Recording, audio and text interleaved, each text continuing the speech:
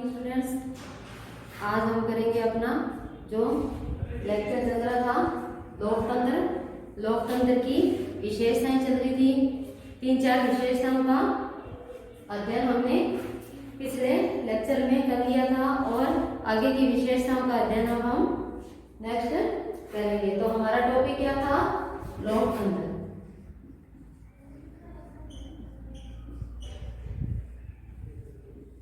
लोकतंत्र में हमने पॉइंट कर लिया था तीसरा, राजनीतिक और क्या नागरिक स्वतंत्रता। राजनीतिक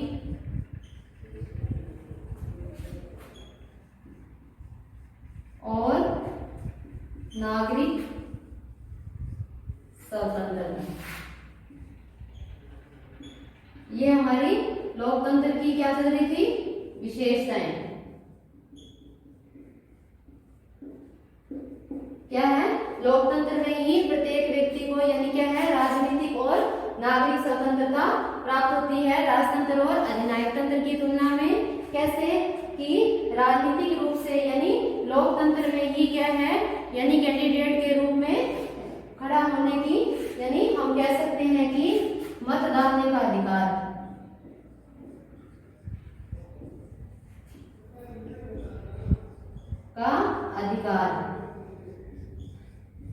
निर्वाचित होने का अधिकार,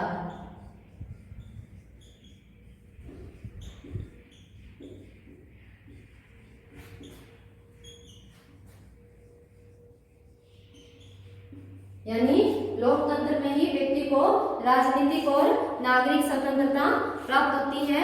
उसको मत डालने का अधिकार है, कैंडिडेट के रूप में खड़ा होने का अधिकार है और क्या है निर्वाचित होने का अधिकार है। और इसके साथ ही साथ यानी उसको क्या है स्वतंत्रता और विचार अभिव्यक्ति भाषण की स्वतंत्रता है। नागरिक स्वतंत्रता में क्या होगा? प्रेस की स्वतंत्रता, प्रेस यानी न्यूज़पेपर, प्रेस की स्वतंत्रता, भाषण की स्वतंत्रता,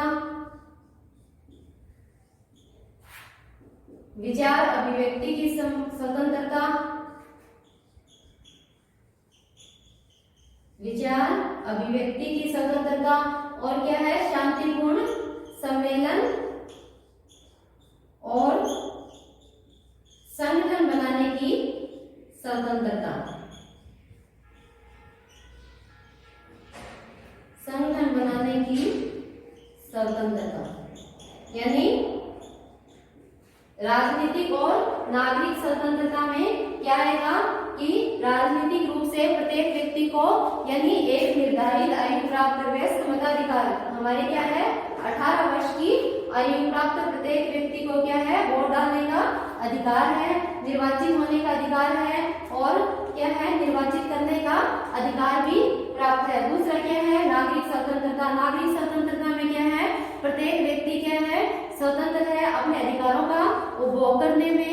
यानी लोकतंत्र राजतंत्र और अधिनायक तंत्र को देखते हुए लोकतंत्र में ही व्यक्ति अपनी ये राजनीतिक और नागरिक स्वतंत्रता का उपभोग अधिक अच्छी तरह से कर सकता है। यानी उससे क्या होती है प्रेस की स्वतंत्रता, भाषण की स्वतंत्रता और विचार अभिव्यक्ति की स्वतंत्रता और क्या है सम्मेलन और संगठन बनाने की स्वतंत्रता होती है, बशर्ते कि वे दूसरे में बाधक ना बने। और ये सब कुछ क्या है लोकतंत्र में ही संभव है राजतंत्र और अधिनायक तंत्र की तुलना में। इसके साथ ही हम आगे नेक्स्ट पॉइंट करेंगे व्यक्ति के व्यक्तित्व का सम्मान और गौरव। अगला पॉइंट करेंगे व्यक्ति के व्यक्तित्व, पर्सनैलिटी, व्यक्तित्व और सम्मान का स्रोत। यानी क्या है लोकतंत्र में ही व्यक्ति का व्यक्तित्व यानी क्या है सामाजिक, आर्थिक, राजनीतिक और यहाँ तक कि मानसिक विकास भी संभव है। यानी क्या है लोकतंत्र ने वर्तमान में लोक कल्याणकारी आदर्श को अपना लिया है। पहले क्या था स्टार्टिंग में यानी लोकतंत्र था, लोकतंत्र में क्या था आंतरिक शांति और व्यवस्था बनाए रखना और बाह्य आक्रमण से देश की सुरक्षा करना राज्य का उत्तरदायित्व था। लेकिन अब क्या है लोक कल्याणकारी आदर्श को अपना लिए जाने के कारण आप ऐसे लिखोगे लोक अधिकारी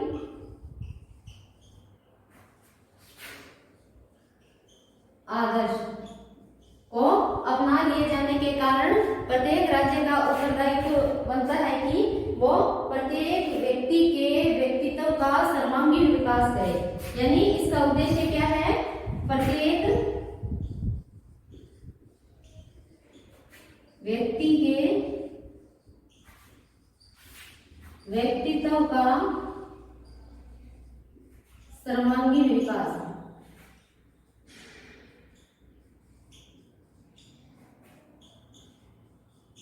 विकास करना राज्य का उत्तरदायित्व होता है। और सम्मान का स्रोत इसमें हम कहेंगे कि यानी क्या है? स्वतंत्रता, समानता और भ्रातृत्व इस स्थिति को प्राप्त करने के ही साधन है। व्यक्ति का आत्मविश्वास और आत्मगौरव, व्यक्ति की सजीवता और इसके साथ ही सक्रियता यानी लोकतंत्रात्मक व्यवस्था की ही मूल मान्यताएं हैं। तो हम क्या कहेंगे? यानी आत्मगौरव और व्यक्ति की सजीवता और सक्रियता, ये तीन चीजें आप ध्यान में रखना। आत्म गौरव, व्यक्ति की सजीवता, ये किसमें है? यानी आत्मसम्मान की भावना, ये क्या है? लोकतंत्रात्मक पद्धति में ही संभव हो सकती है। इसके आगे का पॉइंट हम करेंगे। पांचवा पॉइंट हमारा विशेषताओं का लोकतंत्र की।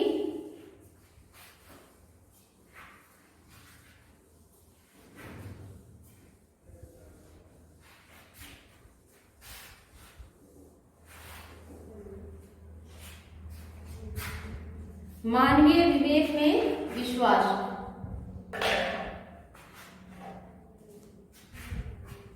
पांचवा क्या है?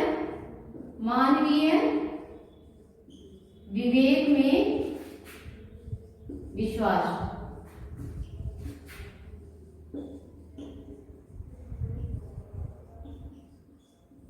अब ये देखो, मानवीय विवेक, विवेक क्या होता है? कोई व्यक्ति अपनी बुद्धि से के आधार पर यानी अपना निर्णय कर सके, यानी अपनी विवेक बुद्धि के आधार पर वोट डाल सके या किसी भी कैंडिडेट को निर्वाचित कर सके। जैसे अपन क्या देते हैं? राष्ट्रपति और प्रधानमंत्री, यानी क्या है? विवेक का प्रयोग। यानी राष्ट्रपति तो क्या है? सैद्धांतिक तौर पर अपने विवेक का प्रयोग करता है, लेकिन प्रधानमंत्री और मंत्रिमंडल ही वास्तव में अपनी विवेक और बुद्धि का प्रयोग करता है। राष्ट्रपति क्या है? केवल नाममात्र का अध्यक्ष है और वास्तव में सारी शक्तियों का यानी विवेक का प्रयोग शक्ति से आप ले सकते हो। सारी शक्तियों का प्रयोग कौन करता है? प्रधानमंत्री और उसका मंत्रिमंडल। इसके साथ ही हम आगे करेंगे कि वर्तमान शासन में अबुद्धिवाद में विश्वास नहीं करता, जिसके अनुसार व्यक्ति को मात्र भावनाओं का पुतला बतलाया गया है। यानी क्या है?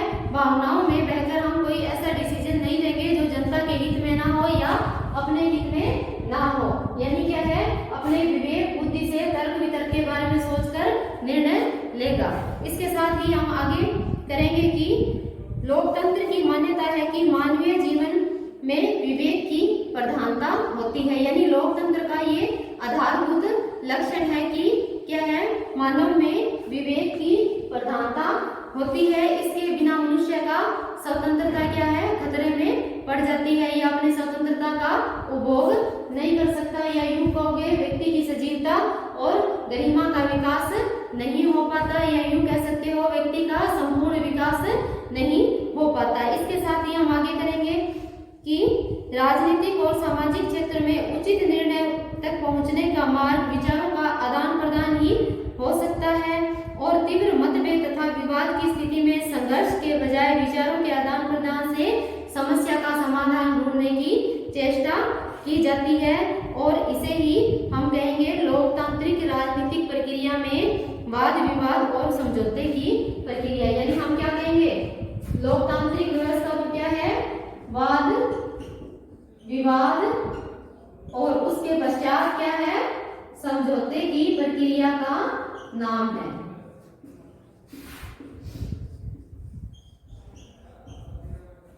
ठीक है, तो यानी वाद विवाद द्वारा यानी हम किसी समस्या का यानी सॉल्यूशन कर सकते हैं। इसके आगे का पॉइंट करेंगे शक्ति विभाजन और क्या है, न्यायपालिका की स्वतंत्रता।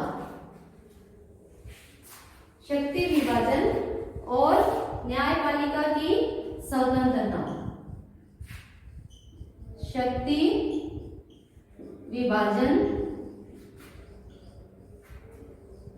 और न्यायपालिका की स्वतंत्रता। यानी पहले आपको पता होना चाहिए शक्ति विभाजन क्या है और न्यायपालिका क्या है। ये मैं पिछली वीडियो में आपको बता चुकी हूँ। यानी शक्ति विभाजन सिद्धांत यानी क्या है, इसमें यानी शासन करने की दो प्रणालियां होती है, संसदात्मक और अध्यक्षात्मक। संसदात्मक में क्या है, सरकार के तीनों अंग मिलकर कार्य करते हैं, जबकि अध्यक्षात्मक शासन व्यवस्था में क्या है, सरकार के तीनों अंग व्यवस्थापिका, कार्यपालिका और न्यायपालिका तीनों क्या है, पृथक पृथक कार्य करते हैं। तो क्या है, शक्ति विभाजन सिद्धांत किसका था, मॉन्टेस्क्यू ने शक्ति पृथक्करण सिद्धांत का प्रतिपादन किया और इसका उदाहरण है अमेरिका। अमेरिका में पूर्ण रूप से क्या है, शक्ति विभाजन के सिद्धांत को अपनाया गया, जिसमें सरकार के तीनों व्यवस्थापिका, कार्यपालिका और न्यायपालिका क्या है, तीनों विभाग पृथक पृथक होंगे। व्यवस्थापिका विभाग कार्यपालिका विभाग में हस्तक्षेप नहीं करेगा और कार्यपालिका विभाग न्यायपालिका विभाग में कोई हस्तक्षेप नहीं करेगा। तीनों विभाग क्या है, स्वतंत्र और निष्पक्ष होंगे। इसके साथ ही न्यायपालिका क्या है, यानी व्यवस्थापिका द्वारा बनाए गए कानून वैध है या अवैध है, जनता के हित में है या नहीं है, इसकी जांच कौन करेगा, न्यायपालिका। तो अब हम आते हैं लोकतंत्र पे। शक्ति विभाजन और न्यायपालिका की स्वतंत्रता लोकतंत्र की एक मूलभूत विशेषता है। इसमें हम कहेंगे कि मॉन्टेस्क्यू के सरकार के तीन अंग बताए। यानी मैं आपको पहले बता चुकी हूँ कि शक्ति विभाजन सिद्धांत किसका था, मॉन्टेस्क्यू। इसने क्या कहा, सरकार के तीनों अंग, सरकार के तीनों अंग, व्यवस्थापिका को हम संसद भी कह सकते हैं, कार्यपालिका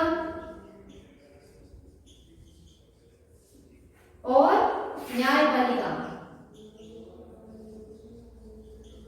तीनों क्या है, पृथक पृथक कार्य करेंगे और कोई विभाग दूसरे में हस्तक्षेप नहीं करेगा। दूसरा क्या है, कार्यपालिका दो प्रकार की नहीं होती, जैसी संसदात्मक व्यवस्था में होती है, नाम मात्र की और वास्तविक। इसका एग्जाम्पल मैंने आपको पहले ही बताया क्या है, अमेरिका में क्या है, शक्ति विभाजन सिद्धांत पर, मॉन्टेस्क्यू के शक्ति विभाजन सिद्धांत पर आधारित है और वहाँ राष्ट्रपति की क्या है, सैद्धांतिक और व्यवहारिक यानी सबसे शक्तिशाली संवैधानिक पद है। इसके साथ ही हम न्यायपालिका यानी हम क्या है, न्यायपालिका की स्वतंत्रता की बात करते हैं कि न्यायपालिका स्वतंत्र होनी चाहिए, न्यायाधीश क्या होने चाहिए, कार्यपालिका या व्यवस्थापिका विभाग के नियंत्रण से मुक्त होने चाहिए, ताकि क्या है, वो भ्रष्ट ना हो।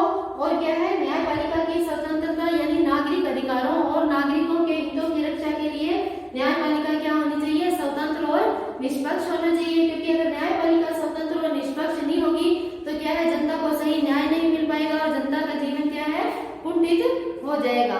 इसके आगे का पॉइंट हम करेंगे बहुमत का शासन। सातवां पॉइंट है हमारा लोकतंत्र की विशेषताओं का क्या, बहुमत का शासन।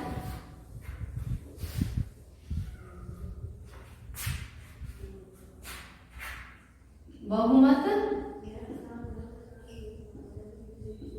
का शासन। कई बार इसकी आलोचना के रूप में यूं कह दिया जाता है बहुमत के शासन के आलोचकों द्वारा कि क्या है, बहुमत का अल्पमत पर अत्याचार कहकर इसकी आलोचना भी कर दी जाती है। लेकिन क्या है, राजतंत्र, अधिनायक तंत्र, लोकतंत्र, इनकी तुलना करते हुए हम चलेंगे और राजतंत्र, अधिनायक तंत्र, लोकतंत्र के बारे में मैंने आपको स्टार्टिंग में बता दिया और पिछली वीडियो में भी मैंने आपको राजतंत्र, अधिनायक तंत्र और लोकतंत्र के बारे में बताया है। यानी राजतंत्र, अधिनायक तंत्र और लोकतंत्र तीनों प्रकार की शासन प्रणालियों के प्रकार देखते हुए हम कह सकते हैं कि लोकतंत्र में ही बहुमत का शासन होता है। कैसे, राजतंत्र में क्या है, एक व्यक्ति पर निर्भर करता है शासन और अधिनायक तंत्र में कुछ व्यक्तियों के हित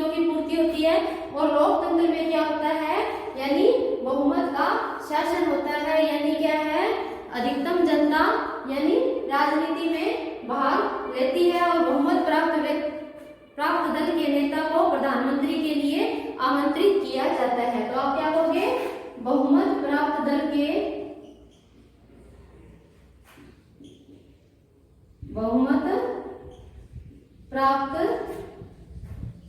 के नेता को प्रधानमंत्री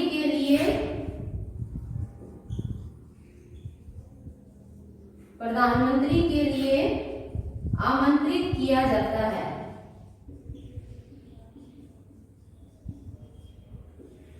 ये लोकतंत्र की महत्वपूर्ण विशेषता है। लोकतंत्र के लिए क्या है?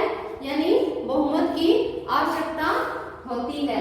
यानी बहुमत प्राप्त दल के नेता को प्रधानमंत्री के लिए आमंत्रित किया जाता है और फिर वो आगे मंत्रियों की नियुक्ति करता है। और इसके साथ ही लोकतंत्र बहुमत का शासन को यह सोचकर स्वीकार नहीं करता कि यह कई बार बहुमत आवश्यक रूप से सदैव ही नहीं होता। इसके साथ ही जनता के शासन का एकमात्र व्यवहारिक मार्ग क्या है? बहुमत का शासन ही है। तो हम इसको इस प्रकार डिफाइन कर सकते हैं कि बहुमत का शासन क्या है?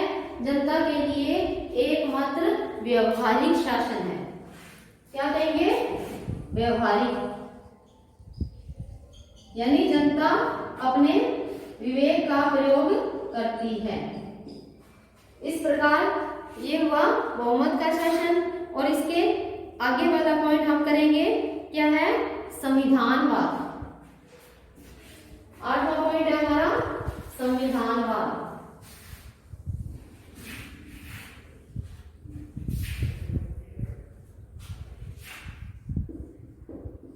संविधानवाद।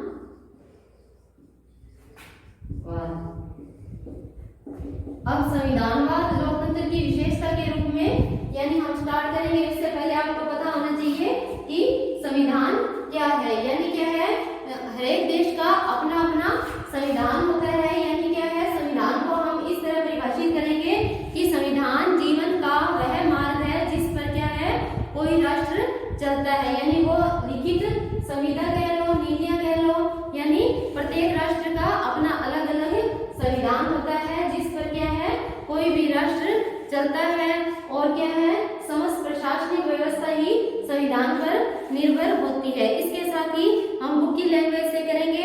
संविधानवाद का आशय है सीमित शक्तियों वाला शासन। यानी क्या है? इसको आप इस तरह याद रखोगे, क्या है? सीमित शक्तियों वाला शासन। यानी हम इसे सीमित शक्तियों वाला शासन कैसे कहेंगे? क्योंकि हमने पहले पढ़ा कि एक ही व्यक्ति या व्यक्ति समूह को सारी शक्तियां प्रदान कर देना क्या है? निरंकुशता का प्रतीक है। तो संविधानवाद लोकतंत्र से बिल्कुल मिलता जुलता है। इसकी एक विशेषता है क्योंकि इसे सीमित शक्तियों वाला शासन कहते हैं। और इसके साथ ही यानी इसे मर्यादित शासन भी कहते हैं और अमर्यादित शक्तियां इसमें प्रयोग नहीं की जाती। यानी संविधानवाद क्या है? मर्यादित शासन है। इसको असीमित शक्तियां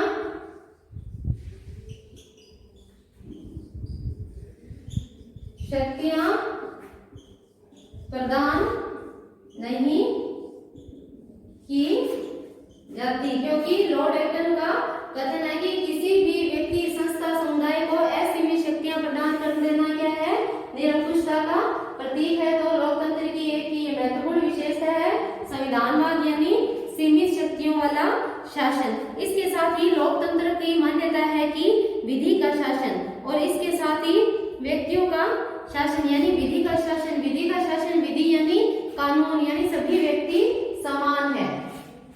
इसमें क्या है? लोकतंत्र को हम विधि का शासन,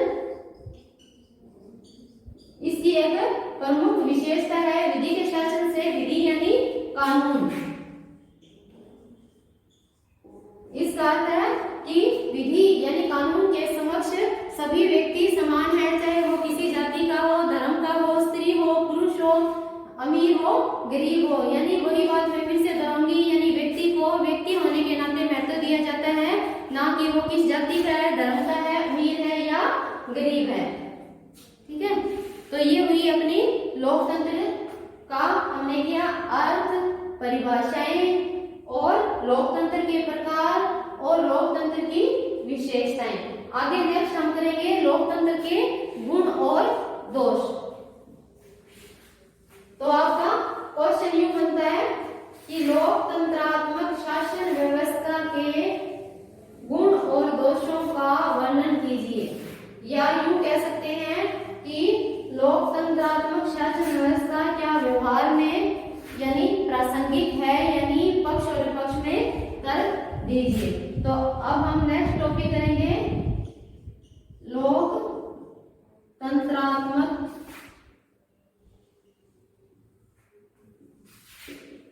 शासन के गुण व दोष।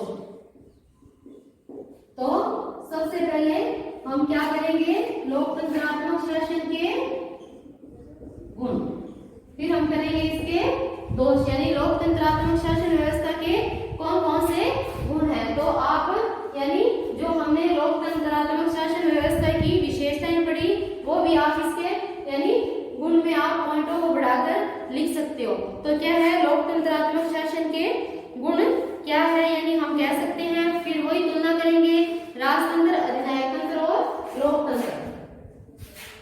राजतंत्र, अधिनायक तंत्र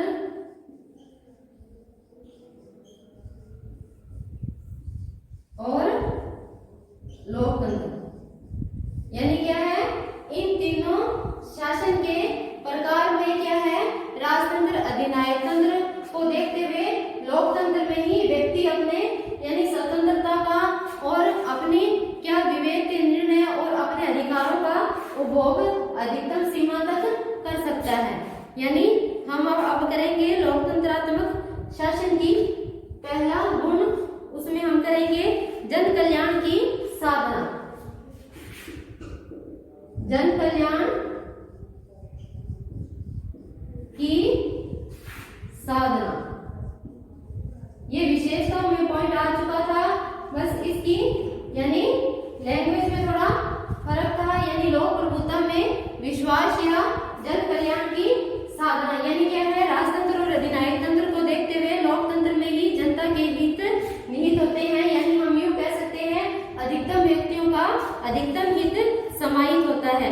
यानी लोकतंत्र में जनता के उन प्रतिनिधियों के द्वारा शासन किया जाता है जिसका चुनाव जनता एक निश्चित समय के लिए किया जाता है। यानी क्या है उन जनप्रतिनिधियों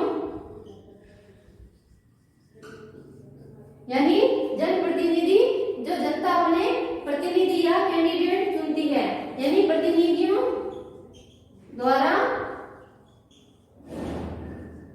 किया जाता है जो एक निश्चित समय अवधि के लिए जनता द्वारा चुने जाते हैं, जो एक निश्चित समय अवधि के लिए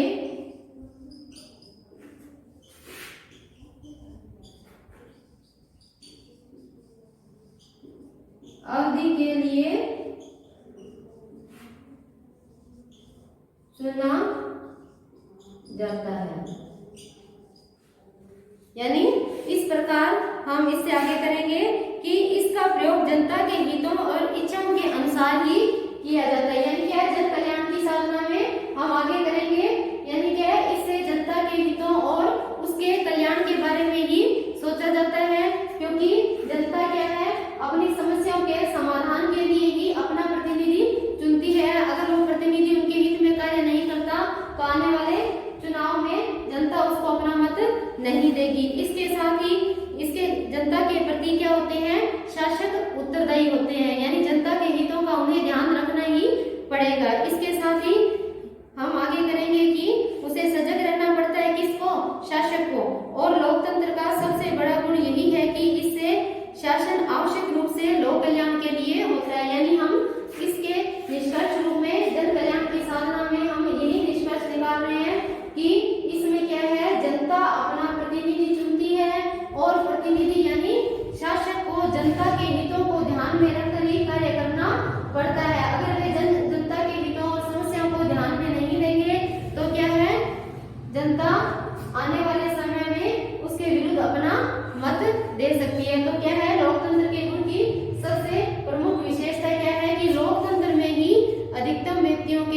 हितों की पूर्ति होती है, अधिकारों की पूर्ति होती है। इसमें हम दूसरा पॉइंट करेंगे कि सर्वाधिक कार्यकुशल प्रशासन। कौन सा है? सर्वाधिक कार्यकुशल प्रशासन। ये मैंने यहाँ पर इसलिए मेंशन किया कि इसमें गुण में राजतंत्र, अधिनायक तंत्र और लोकतंत्र तीनों साथ साथ ही चलेंगे। इनकी तुलना करते हुए हम लोकतंत्र के गुण पढ़ेंगे। तो दूसरा पॉइंट हमारा क्या था? सर्वाधिक कार्यकुशल प्रशासन या शासन। सर्वाधिक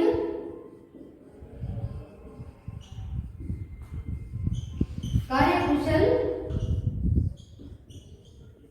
प्रशासन यानी क्या है? इसमें हम वही दोबारा रिपीट करेंगे कि राजतंत्र और अधिनायक तंत्र में क्या है? कुछ व्यक्तियों के या एक व्यक्तियों के हितों की पूर्ति होती है, लेकिन लोकतंत्र इस दृष्टि से यानी सबसे प्रमुख यानी कार्यकुशल प्रशासन है, लोकप्रिय प्रशासन है कि इसमें क्या है? अधिकतम व्यक्तियों के अधिकतम हितों की पूर्ति होती है। यानी प्रजातंत्र किसी भी दूसरी शासन व्यवस्था की अपेक्षा अधिक कार्यकुशल होता है। यानी क्या है? लोकतंत्र दूसरी राजतंत्र और अधिनायक तंत्र की तुलना में क्या होता है? अधिक कार्यकुशल होता है।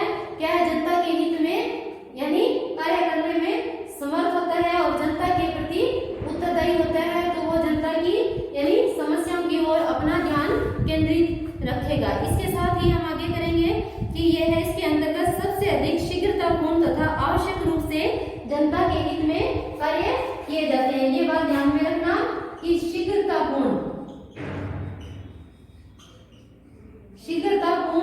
और आवश्यक रूप से